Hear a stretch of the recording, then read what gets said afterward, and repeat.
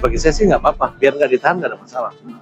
Makin dia nggak ditahan, makin pusing dia. Nanti kalau dihukum nggak bisa dipotong tahanannya. Jangan dengar Roy Suryo ngomongnya. Dia kemarin ngomong tidak berdosa tuh berdosa. Pokoknya Roy Suryo itu sudah kayak kucing disiram air, udah KO.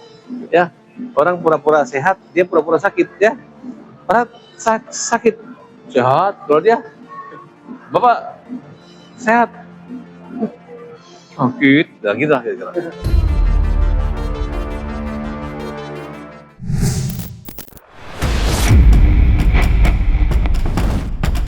Polemik dugaan ijazah palsu yang menyeret nama Presiden RI ke-7, Joko Widodo, kembali memasuki babak baru. Kali ini, perhatian publik tertuju pada keputusan Kejaksaan Negeri Jakarta Selatan yang memilih tidak melakukan penahanan terhadap Roy Suryo dan Tifauziah Tiasuma, atau yang lebih dikenal sebagai Dr. Tifa. Keputusan tersebut diambil usai Kejari Jakarta Selatan menerima pelimpahan tahap 2 dari penyidik Polda Metro Jaya yang mencakup penyerahan tersangka beserta barang bukti terkait perkara tersebut. Perkembangan ini pun langsung memicu beragam reaksi. Salah satunya datang dari pengacara Farhad Abbas yang berada di kubu relawan pendukung Joko Widodo. Farhad mengaku menaruh perhatian serius terhadap keputusan tersebut dan mengaku tidak begitu khawatir usai muncul anggapan bahwa Roy Suryo dan Dr. Tifa telah terbebas dari persoalan hukum. Menurutnya, tidak ditahannya kedua pihak bukan berarti perkara ini selesai begitu saja. Justru proses yang sedang berjalan dinilai baru memasuki tahap awal sebelum nantinya berlanjut ke proses hukum berikutnya yang dianggap jauh lebih serius dan tidak bisa lagi dipandang sebelah mata. Kami secara resmi dari tim kuasa hukum telah menyampaikan permohonan penangguhan penahanan kepada Kejaksaan Negeri Jakarta Selatan. Tidak ada kepentingan hukum yang mendesak untuk melakukan penangkapan dan penahanan kepada para tersangka. Karena tidak ada kekhawatiran melarikan diri, mereka kooperatif selama ini. Tidak ada kekhawatiran menghilangkan barang bukti. Karena barang bukti yang ada hari ini adalah barang bukti yang disita oleh Polda Metro Jaya berkoper-koper. Bagi saya sih nggak apa-apa, biar nggak ditahan nggak ada masalah. Makin dia nggak ditahan, makin pusing dia. Nanti kalau dihukum nggak bisa dipotong tahanannya. Ini nggak pahit, justru saya senang dia nggak ditahan. Ini kalau dihukum makin lama dia nggak ada pemotongan, kan kira-kira begitu. Ya nggak? Kalau orang kan berpikir dia kenapa dikeluarkan, sebenarnya pemidanan itu udah ketinggalan sebenarnya. Kalau di barat tuh hak keperdatan yang dicabut itu, misalnya hak dia mendapat dicabut gelarnya, pendidikannya tidak lulus doktor, itu baru takut orang. Nah, misalnya denda keuangan, tapi kalau hanya penahanan tuh itu zaman kolonial itu biasa, betul nggak? Nah, kalau misalnya saat ini mereka lolos bukan lolos, hanya tertunda aja. Yang jelas tinggal sidang kan, nah, nanti kita lihat. Kecewa nggak Pak? Oh, saya nggak kecewa dengan melihat Rasulullah yang tiba-tiba beringas, tiba-tiba jadi layu, udah kan hanya alasan sakit. Orang itu ya, kalau sakit pura-pura sehat itu biasa. Tapi kalau orang sehat pura-pura sakit itu menderita banget. Untung buru-buru, untung baik polisi segera limpahkan. Kalau polisi tahan 1 bulan ya sampai dia sembuh. Tidak boleh menyerahkan tahanan dalam keadaan sakit. Kalau tahanan dalam keadaan sakit diserahkan, nah, coba harusnya sampai sembuh dia. Nanti ada apa-apa kan tanggung jawab jaksa. Tapi ya karena polisi juga nggak mau di kambing hitam disalahkan, ya dikirim lah.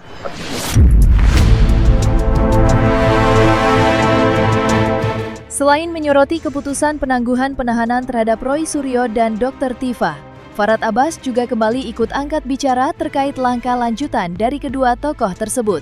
Diketahui Roy Suryo dan Tifauziah Tiasuma atau Dr. Tifa sempat menyampaikan adanya rencana untuk melaporkan para relawan pendukung Joko Widodo.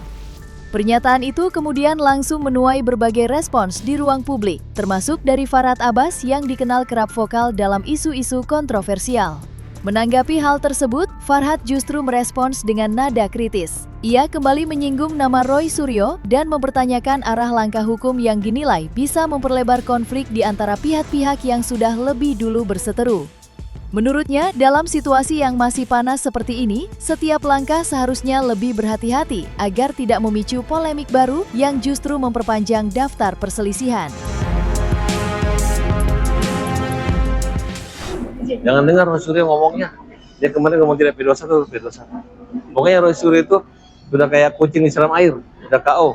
Ya, orang pura-pura sehat, dia pura-pura sakit ya.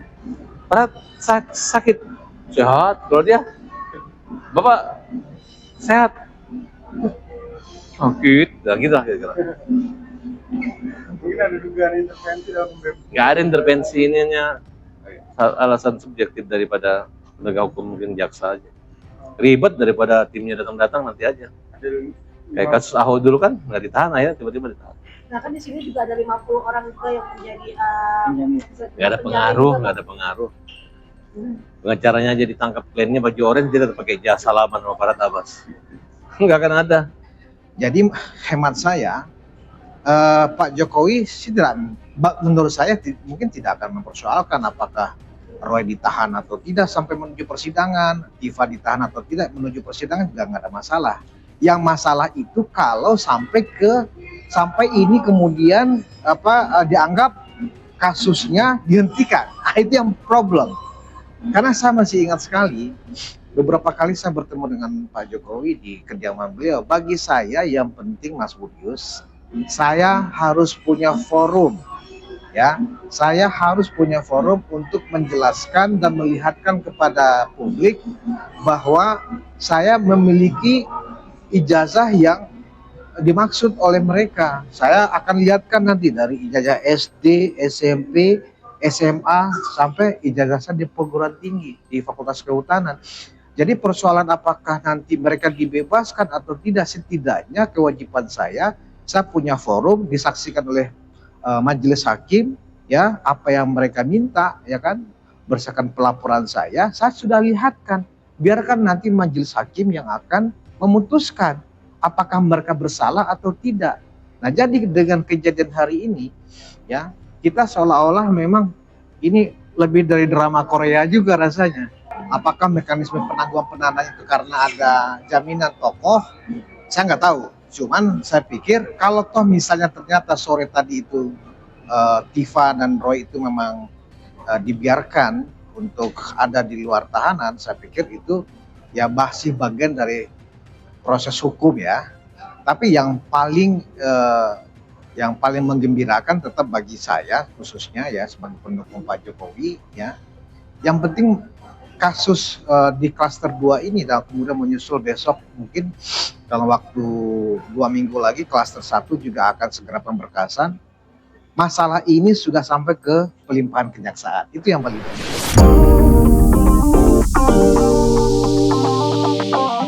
Sejenak menjauh dari hiruk-pikuk polemik yang selama ini mengiringinya, kabar bahagia justru datang dari Farhad Abbas. Sang pengacara yang dikenal kerap menangani berbagai kasus selebriti tanah air itu baru saja merayakan hari ulang tahunnya yang ke-50. Momen pertambahan usia tersebut dirayakan dengan suasana yang terbilang hangat dan sederhana. Meski tanpa kemewahan berlebihan, acara yang digelar justru terasa meriah karena dipenuhi keakraban para tamu undangan yang hadir. Menariknya, di tengah suasana santai itu, Farhad justru tampil berbeda dari biasanya. Ia ikut larut dalam kebahagiaan dan bahkan turut menghibur para tamu, membuat suasana ulang tahun semakin hidup dan penuh tawa. Di usia setengah abad ini, perjalanan karir Farhad di dunia hukum memang tak bisa dipandang sebelah mata. Namanya kerap muncul dalam berbagai perkara yang melibatkan publik figur, menjadikannya salah satu sosok yang cukup dikenal di balik panggung panas dunia hiburan tanah air. Pertama itu, ini ruangan cuma untuk 80 orang. 100 bisa, 120 berdiri. Di situ saya mulai menulis, saya pikir teman saya sedikit, tapi saya mau pilih teman-teman yang walaupun kemarin ketemu kalau dia nggak peduli sama saya nggak, tapi yang malam ini hadir, yang mungkin nggak pernah kontak saya, tapi di hati saya bahwa kalian memikirkan saya, memikirkan keluarga saya dan sahabat saya. Setidaknya nonton di TikTok, setidaknya lihat para raba saat ini mendukung pemerintah, mendukung jaksa, mendukung polisi, betul nggak Pak? Karena kami adalah pembela kaum lemah. Dulu ayah saya nggak mau masuk TV karena dia hakim. Katanya hakim itu nggak boleh. Tapi setelah ayah pensiun, ayah bilang boleh nggak panggil TV, saya mau wawancara. Oh nggak boleh lagi ya. Dan alhamdulillah ayah saya sekarang udah bangga sama saya karena udah banyak yang mengenal saya. Biar naik Grab juga orang kenal Farhad Abbas. Nggak tahu dengan kebaikan atau keburukan. Saya nggak tahu dengan kebaikan keburukannya. Yang penting saya nggak pernah menjual nama hakim, nama ayah saya maupun nama Mahkamah Agung. Nama istri saya pun saya nggak pernah jual. Soalnya saya pun bayar kalau ada gitu. Ini aja mantan saya datang minta katanya 2 lembar. $2 Singapura katanya kan. Nih, ini ada honornya atau gratis? Takutnya ada tagihan. Itu begitu kan. Saya memang bikin sederhana sekali. Yang awalnya saya tadi berpikir 100 orang itu, teman saya udah banyak sekali. Lama-lama udah mau ke 150 Pak. Wah, akhirnya saya berpikir, udahlah siapa yang dekat aja terakhir pernah kontak gitu. Kalau bapak-bapak hakim agung ini karena ibu saya selalu membanggakan ibu-ibu ini. Grup penyanyian, grup ngaji 30 juz. Jadi satu hari 30 juz, tapi yang ngaji 30 orang. Itu hebatnya ibu saya. Makanya ibu saya, ibu-ibu ini yang ngaji-ngaji wajahnya kayak ada senter terang. Betul? Jadi teman-teman saya lihat ayah bunda, kok bapaknya wajahnya kayak ada senter, kayak terang kan. Padahal jarang keluar rumah ya. Jarang kena matahari. Jadi saya mungkin gak banyak yang hadir di sini supaya banyak-banyak karena mungkin bapak akan bosan dengar saya ngomong. Habis itu penyanyian lagi. Jadi ulang tahun saya malam ini gak ada I.O. Hanya musik aja, om-om hakim agung jangan cepat-cepat pulang. Kita nikmati aja, kapan lagi begini. Meski digelar dengan konsep yang terbilang sederhana, perayaan ulang tahun Farhad Abbas tetap dipenuhi kehangatan dari para tamu undangan yang datang dari berbagai kalangan. Menariknya, Farhad diketahui turut mengundang sejumlah sosok penting, mulai dari lingkaran hukum hingga figur publik dari dunia hiburan. Di tengah kesederhanaan itu, Farhad tampak menikmati setiap momen kebersamaan, seolah menjadi pengingat bahwa kebahagiaan tak selalu harus dirayakan dengan sesuatu yang besar, melainkan dengan orang-orang yang tepat di sekelilingnya. Ya senang aja, caranya simpel ya. Banyak yang ngirim kue dan banyak yang ngirim kembang. Makasih Pak Kapolri, makasih Pak Profesor Dasko Ahmad. Terima kasih. Kemudian dengan dikirimnya bunga buat saya, kirim kembang ya, kita punya karir makin berkembang. Ya. Terima kasih buat ayah bunda dan seluruh mantan-mantan hakim agung, pimpinan Mahkamah Agung juga hadir, dan suasana kekeluargaan, keakraban, artis-artis dan Mas Uya juga hadir. Banyak wartawan, simpel aja, nggak ada I.O. Tapi biasa, karena aku orangnya nggak bertele-tele dan nggak suka juga makan ikan lele. Nah, jadi simpel aja. Terima kasih teman-teman. Ada juga sebagian wakil menteri ataupun menteri nggak berkenan hadir karena takutnya katanya merayakan kemenangan penangkapan Roy Suryo dengan tipe, kan nggak enak. Ya udahlah, kalau berpikir begitu nggak apa-apa, nggak ada masalah. Yang penting hari ini hari kebahagiaan teman-teman yang datang menghibur saya.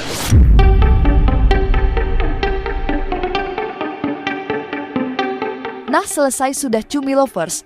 Saksikan terus Cumi Kem In-Depth, kabar lengkap, mendalam, dan akurat dari narasumber terpercaya.